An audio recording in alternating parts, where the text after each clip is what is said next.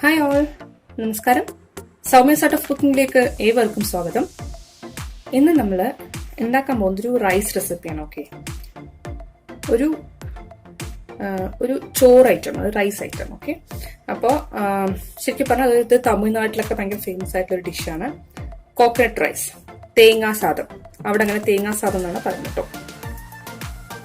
അപ്പോൾ അതിനായിട്ട് വേണ്ട സാധനങ്ങൾ ഞാനിത് ഏകദേശം ഒരു നാഴികരുടെ ചോറ് എടുത്തിട്ടുണ്ടാവും. അപ്പോൾ നിങ്ങൾക്ക് ഏതരി വേണമെങ്കിൽ എടുക്കാം, ഇന്ന അരി എടുക്കാൻ പാടില്ലൊന്നുമില്ല. ചിലർ ബാസ്മതി റൈസ് എടുക്കാറുണ്ട്, ചിലർ നോർമൽ പൊന്നി റൈസ് എടുക്കാറുണ്ട്, ചിലർ കൈമ റൈസ് എടുക്കാറുണ്ട്. തോന്നുന്ന പോലെ നമ്മൾ ഏത് റൈസാണ് കുക്ക് ചെയ്യണം നമുക്ക് അത് എടുത്ത് ഉണ്ടാക്കാൻ പറ്റുന്നില്ല കേട്ടോ. പക്ഷെ തേങ്ങാ സാദത്തിന് ഒരു കളറൊക്കെ കിട്ടുന്നത് നമ്മൾ വൈറ്റ് കളർ റൈസ് എടുക്കുമ്പോഴാണ്. മട്ടേരിയൊക്കെ എടുത്ത് യൂസ് ചെയ്തിട്ടുണ്ടെങ്കിൽ അത് എത്രത്തോളം വരുന്നുള്ളത് എനിക്കറിയില്ല. വൈറ്റ് കളറിലുള്ള ഏത് റൈസ് വേണമെങ്കിലും എടുക്കാം. പിന്നെ ഞാനിത് അര തേങ്ങ ചിരവി എടുത്താണ്, നാഴികയ്ക്ക് അരമുറി തേങ്ങ കേട്ടോ. പിന്നെ ഒരു സവോള ചെറുതായിട്ട് മുറിച്ച് വെച്ചിട്ടുണ്ട്. സവോളയ്ക്ക് പകരം നിങ്ങൾക്ക് ചെറിയ ഉള്ളി എടുക്കാം, ഒരു 8-10 ചെറിയ ഉള്ളി അങ്ങനെ എടുത്താലും മതി. കടുക് വറുക്കാനായിട്ട് 1 സ്പൂൺ കടുക്, പിന്നെ 1 സ്പൂൺ കടലപ്പരിപ്പ്, 1 സ്പൂൺ ഉഴുന്നുപരിപ്പ്, 1 സ്പൂൺ ജീരകം. ഇതെല്ലാം ടീസ്പൂണാണ് കേട്ടോ. പിന്നെ ഗാർണിഷ് ചെയ്യാനായിട്ട് കുറച്ച് കറിവേപ്പിൻ്റെ ഇലയും അതുപോലെ മല്ലിയിലയും, എരിവിനായിട്ട് പച്ചമുളകാണ് യൂസ് ചെയ്യുന്നത് നമ്മൾ. അപ്പോൾ അത് 3 പച്ചമുളക് എടുത്തിട്ടുണ്ട്, ചെറുതായിട്ട് മുറിച്ചിട്ടുണ്ട് കേട്ടോ. 1/4 ടീസ്പൂൺ കായത്തിന്റെ പൊടി, പിന്നെ നമ്മൾ കടുക് വറുക്കുമ്പോൾ ഇടാനായിട്ട് 3 ഉണക്കമുളക്, ആവശ്യത്തിന് എണ്ണ. അപ്പൊ ഇത്രയും സാധനങ്ങളാണ് വേണ്ടത്. അപ്പൊ എങ്ങനെ ഉണ്ടാക്കേണ്ടത് നോക്കാം.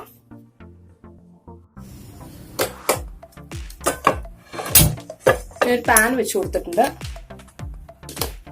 അതിലേക്ക് നമുക്കൊരു 1-2 ടീസ്പൂൺ വരുന്ന രീതിയിൽ എണ്ണ വെച്ച് കൊടുക്കാം. ഇതിൽ ഒരുപാട് എണ്ണ കുറഞ്ഞിട്ടുണ്ടെങ്കിൽ ടേസ്റ്റ് ഉണ്ടാവില്ല.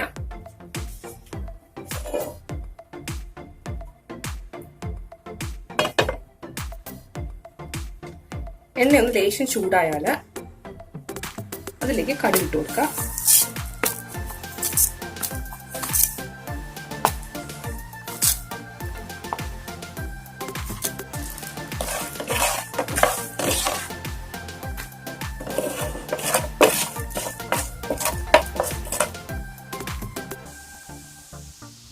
ചൂടായി ജസ്റ്റ് ഇട്ടത് ചൂടായിട്ടുണ്ടായിരുന്നില്ല.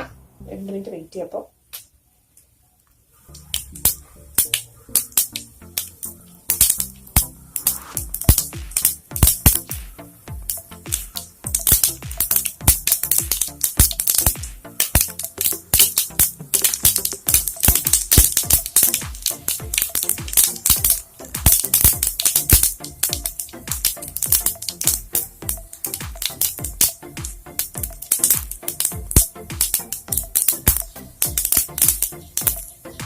അതൊന്ന് പൊട്ടിക്കഴിഞ്ഞിട്ടുണ്ടെങ്കിൽ ഇതിപ്പോൾ ഏകദേശം പൊട്ടിക്കഴിയും. ഞാൻ അതിലേക്ക് ജീരകം ചേർത്ത്, ഞാൻ നല്ല ജീരകമാണ് ചേർത്തിരിക്കുന്നത്.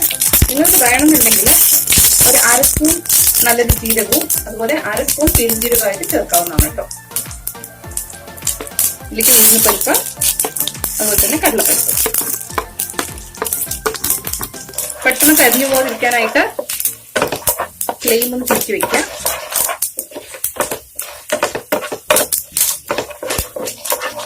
ലേശം ഒന്ന് ചോന്നാല് നമുക്കിതിലേക്ക് എടുത്ത് വെച്ചിരുന്ന സവോളയോ ചെറിയ ഉള്ളിയോ ഏത് നിങ്ങൾ എടുത്ത് വെച്ചിരുന്ന വെച്ചാൽ അത് ആഡ് ചെയ്യും.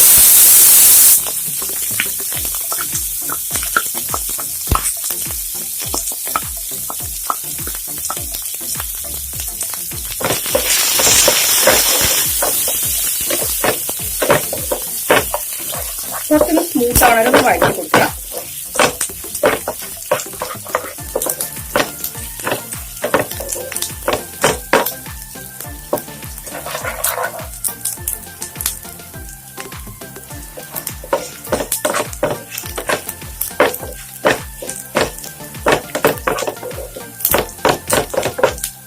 ഇതൊന്ന് സ്മൂത്തായി വരുന്നു എന്ന് കണ്ടാല് ഇതിലേക്ക് നമ്മൾ എടുത്ത് വെച്ചിരിക്കുന്ന 3 ഉണക്കമുളക് പൊട്ടിച്ചിടുക.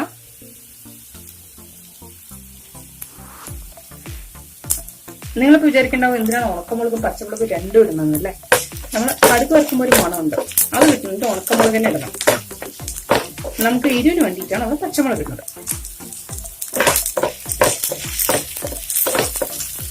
കറിവേപ്പില. ഇതിലേക്ക് പകുതി ഉപ്പിടുക. പകുതി ഉപ്പ് ലാസ്റ്റ് ഇടാം കേട്ടോ. ഇനി ഉപ്പ് മാറ്റി വെക്കണം.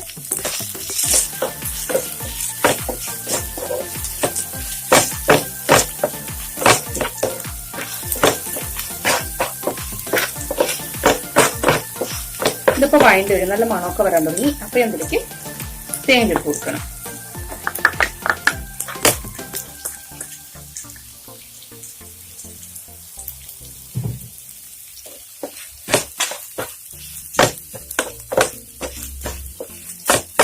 തേങ്ങ ഒരുപാട് വഴറ്റി ബ്രൗൺ കളറൊന്നും ആക്കരുത്.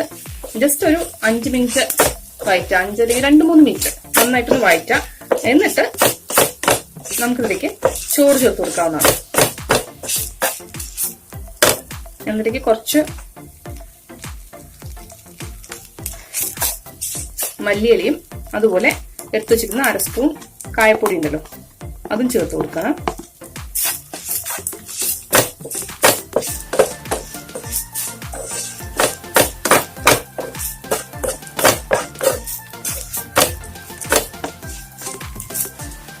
ഇനി ഒരുപാട് വഴണ്ടി പോകാനൊന്നും പാടില്ല.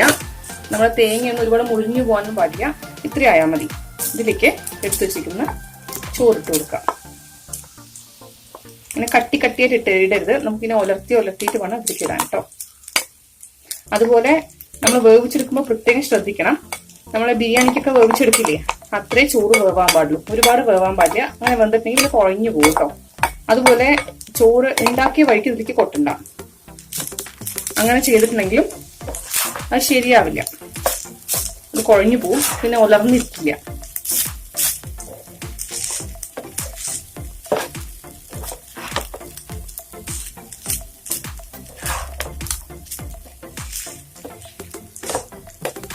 ഇത് നമുക്ക് ബ്രേക്ക്ഫാസ്റ്റ് ആയിട്ടോ ഡിന്നർ ആയിട്ടോ കഴിക്കാം. ഇത് ലെഫ്റ്റ് ഓവർ റൈസ് ഒക്കെ ഉണ്ടെങ്കിൽ വീട്ടിൽ ഉച്ചയ്ക്ക് ഭക്ഷണം ഉണ്ടാക്കിയിട്ട് ചോറൊക്കെ ബാലൻസ് വരില്ലേ. അപ്പോൾ നമുക്ക് രാത്രിക്ക് ക്വിക്കായിട്ട് ഉണ്ടാക്കാൻ പറ്റുന്ന ഒരു റെസിപ്പി കൂടിയാണിത്. ഇനി വേറൊരു ടൈപ്പിലും കൂടി ഉണ്ടാക്കും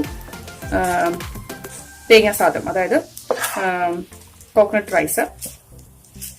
അത് തേങ്ങാപ്പാലൊക്കെ ഒഴിച്ചിട്ടാണ് ഞാൻ അത് കാണിച്ചു തരാം കേട്ടോ. അത് ഇനി വേറൊരു ദിവസം വേറൊരു റെസിപ്പി ആയിട്ട് കാണിച്ചു തരാം.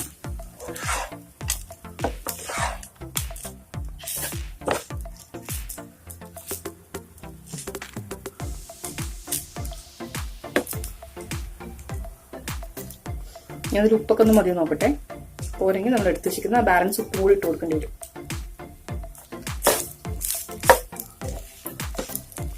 മതി ആയോ എന്നൊരു ഡൗട്ട് ഉണ്ട്, നോക്കട്ടെ. ഒന്നുകൂടി എടുത്ത് നോക്കട്ടെ, ഡൗട്ടായി.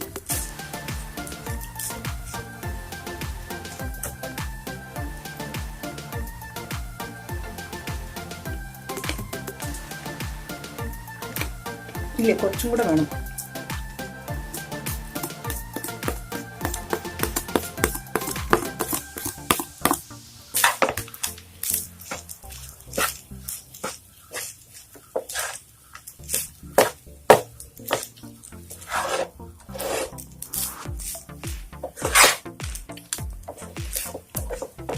ഒരുപാട് ഇളക്കി കുളക്കാൻ പാടില്ല. നമ്മളിങ്ങനെ ഡീസന്റ് ആയിട്ട് ഇളക്കി കൊടുക്കാൻ പാടുള്ളൂ, ജെന്റിലായിട്ട്.